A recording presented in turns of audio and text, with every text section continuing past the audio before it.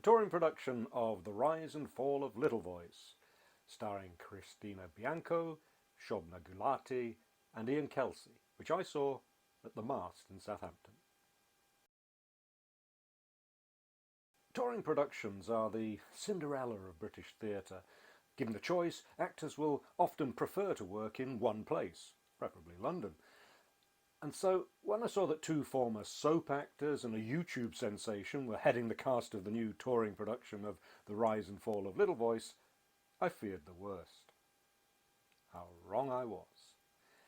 Jim Cartwright's play about an introverted young woman mourning her father and badly treated by her mother, who finds escape in the music of classic female singers, has been revived many times and was made into a memorable film. So, in some ways, the challenge is not to mess it up.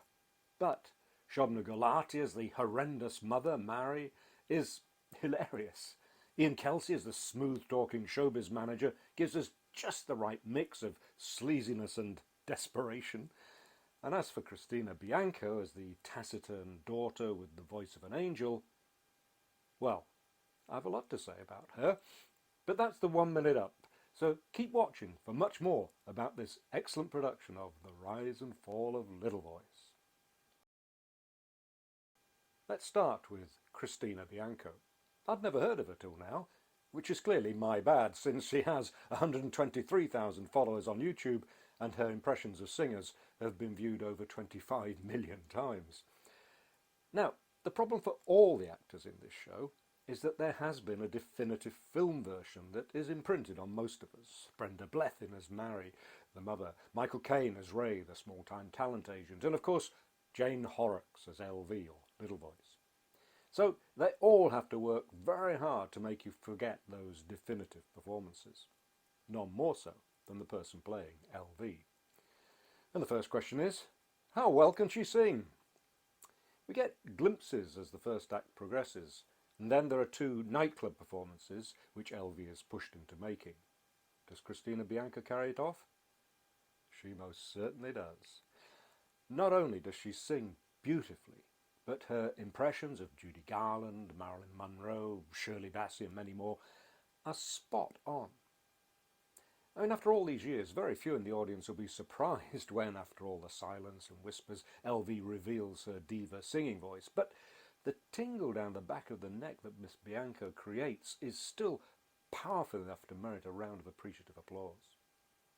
If you want a taste of how good Christina Bianco is at impressions of singers, watch her on YouTube singing Let It Go. There's a choice, but I'd recommend the video from about a year ago. As for her Lancashire accent, well, okay, she's an impressionist, but it's just right. You'd never know she's from New York. She's uncannily like Jane Horrocks, but I think it would be unfair to dismiss her performance as simply an impression. Since Jim Cartwright wrote the part of LV for Jane Horrocks, and she played it both in its National Theatre premiere and on film, it's arguable there's little leeway for playing it differently. In other words, that's how the part is meant to be played. The important thing is Christina Bianco is entirely convincing as someone traumatised by grief and parental abuse who continues to be bullied until she finds her own voice. Then there's the rest of the cast. With the part of Mary, Jim Cartwright created one of theatre's great monsters, a selfish woman with no redeeming features, whose only concern is her own love life, and who abuses not only her daughter, but the English language. Shobna Gulati grabs the part with both hands and extracts every ounce of comedy out of it.